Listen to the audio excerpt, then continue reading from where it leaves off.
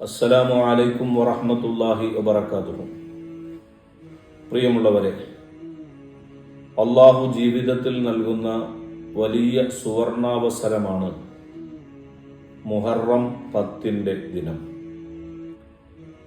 പൂർവകാല സമൂഹത്തിലും ഇസ്ലാമിക സമൂഹത്തിലും ആദരിക്കപ്പെട്ട ദിനമാണ് മുഹറം 10 എന്ന് ചരിത്രങ്ങൾ രേഖപ്പെടുത്തുന്നുണ്ട്.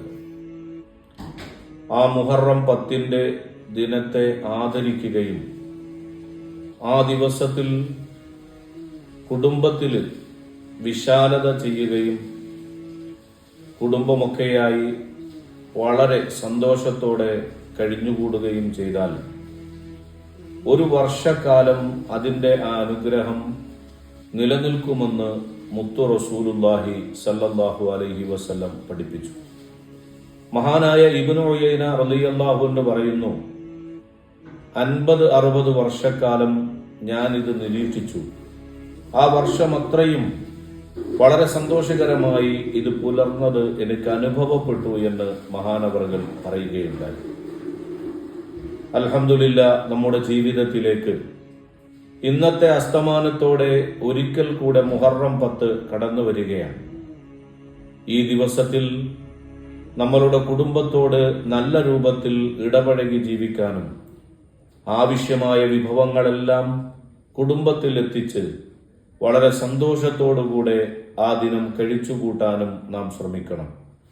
മാത്രമല്ല, വ്രതം അടക്കമുള്ള ആരാധനകൾ വളരെ കൃത്യമായി നിർവഹിക്കണം. മഹാരഥന്മാരായ പണ്ഡിതന്മാർ രേഖപ്പെടുത്തിയ പ്രത്യേകമായ ദിക്റുകൾ, അതുപോലെ വിശുദ്ധ ഖുർആനിലെ വചനങ്ങൾ, അതൊക്കെ നാം പാരായണം ചെയ്യണം.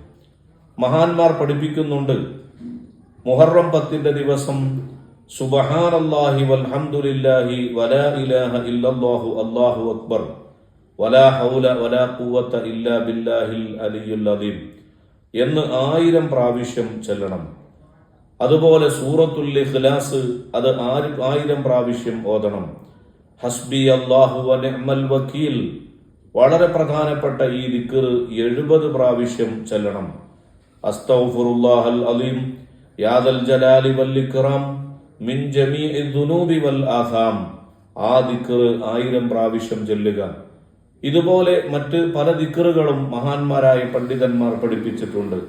ആ ദിക്റുകളെല്ലാം വളരെ കൃത്യമായി നമ്മുടെ ജീവിതത്തിൽ നാളെ പകർത്തുകയും ഈ മുഹറം 10 നമ്മുടെ ജീവിതത്തിൽ അല്ലാഹു നൽകിയ വലിയ അനുഗ്രഹമാണെന്ന് മനസ്സിലാക്കി ആ ദിവസത്തിൽ ആരാധനകൾ വർദ്ധിപ്പിച്ച് അല്ലാഹുവിലേക്ക് കൂടുതൽ പ്രാർത്ഥനയോടെ അടുത്ത് നാം സഞ്ചരിക്കണം.